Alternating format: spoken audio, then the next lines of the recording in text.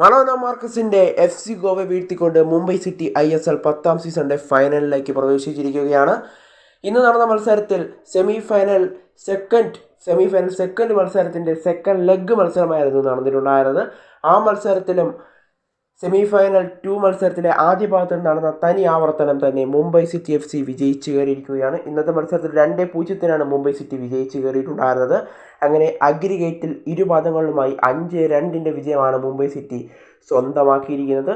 Mumbai city വലിയ പ്രതീക്ഷകളോടെ തന്നെയാണ് ഇനി ഫൈനലിലേക്ക് പോകുന്നത്. മോഹൻ ബഗാൻ സൂപ്പർ ജയൻസ് ആയിരിക്കും ഫൈനലിൽ മുംബൈ സിറ്റിയുടെ എതിരാളി. ISL ഷീൽഡ് നേടുന്ന മത്സരത്തിൽ മുംബൈ സിറ്റിക്ക് മോഹൻ ബഗാനോട് പരാജയപ്പെടേണ്ടി വന്നിട്ടുണ്ടായിരുന്നു.